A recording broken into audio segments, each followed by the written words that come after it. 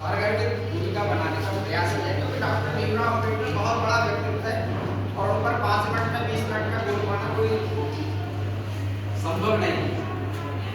उनका बहुत बड़ा ऑरा है। डॉक्टर भीमराव अम्बेडकर इस देश के वो महान नेता थे जिन्होंने एक अच्छे शिक्षाविद, एक अच्छे समाज सेवी, एक अच्छे राजनीतिक, एक अच्छे विचारक और एक अच्छे उज्जवल भविष्य की कल्पना करने की शक्ति रखने वाले ऐसे मनोवैज्ञानिक, अर्थशास्त्री, समाजशास्त्री के नाम से वो जाने जाते। 14 अप्रैल 1891 को इस देश में आए थे। मध्य प्रदेश के इंदौर के पास में गाँव है, वहां पर उनका जन्म हुआ। हरिजन जाति से, महार जाति से उत्पन्न हुए, इसलिए स्वाभाविक रूप से उस समय की जो सामाजिक देशकाल में परिस्थितियां थी, शिक्षा, उपेक्षा, सभी प्रकार के भाव से उनको गुजरना पड़ा। उसकी जिक्र मैं इसलिए नहीं करता कि माननीय साहब ने बहुत सारी बातें आप सबके समक्ष रखती हैं। मैं उनके जीवन के 2-3 बातों को रख के आपके इस कार्यक्रम के सेशन को हम माननीय प्राचार्य जी के मार्गदर्शन के बाद समाप्त करेंगे। प्रदेश के प्रथम कानून मंत्री, विधि मंत्री कौन थे? पहली बार जब हमारा देश आजाद हुआ और सरकार बनी, जिसके प्रथम प्रधानमंत्री पंडित जवाहरलाल नेहरू के नाम से जाने गए, प्रथम गृह मंत्री सरदार वल्लभ भाई पटेल के नाम से जाने गए, प्रथम राष्ट्रपति डॉक्टर राजेंद्र प्रसाद के नाम से जाने गए, प्रथम उपराष्ट्रपति सर्वपल्ली डॉक्टर राधाकृष्णन बने।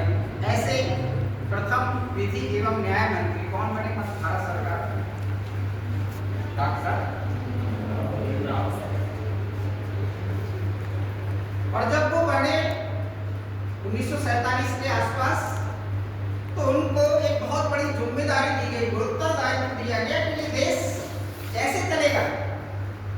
इसके लिए एक संविधान निर्माता समिति बनी और उसके उनको अध्यक्ष बनाया गया।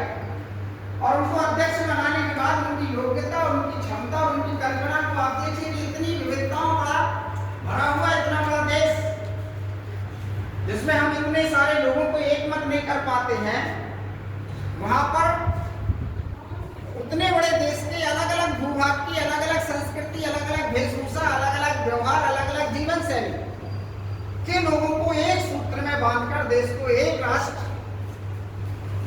एक नेशन के रूप में स्थापित करने का ज्यादा भाषण सुनने की जरूरत नहीं है आप सबको। दुर्भाग्य है कि हम गूगल पे सर्च नहीं करते। हमारा मोबाइल डाटा जो आप डलवाते हैं और उसकी सर्चिंग रिपोर्ट यदि निकाली जाए तो सबके मोबाइलों का सर्च क्या होता है, उसको आप खुद देख के आश्चर्यचकित हो जाओगे कि हम आखिरकार सर्च करते क्या है। वर्तमान की युवा पीढ़ी हमारे महापुरुषों के बारे में कितना पढ़ती है उस मोबाइल में। यह आत्मावलोकन का विषय, आत्मचिंतन का विषय हम आपके ऊपर कोई केवल एक सोच हमने दी है कि जरा एक बार मुड़ के देखोगे तो इस प्रकार की सभाओं का, इस प्रकार के सेमिनार का, इस प्रकार के व्याख्यान की आवश्यकता ही नहीं पड़ेगी। यदि 5 प्रश्न पूछ लिए जाए डॉक्टर भीमराव अम्बेडकर के जीवन चरित्र पर तो हम अगले ताकेंगे। कहने को हम डिग्री ले रहे हैं, बड़ी बड़ी डिग्रियां ले रहे हैं। इसलिए मुझे लगता है कि इस प्रकार की प्रासंगिक है ये व्याख्यान मालाएं, जिससे कि महापुरुषों को, हम केवल आपको महापुरुष कोई है उसको आज के दिन याद करिए, आज के दिन उसको सर्च करिए, उसको पढ़ के आगे बढ़िए। इन्हीं शब्दों के साथ मैं आपकी भावनाओं को और आपकी मजबूरी को समझते हुए अपने लेक्चर को यहीं पर विराम देता हूँ। और हमने औपचारिक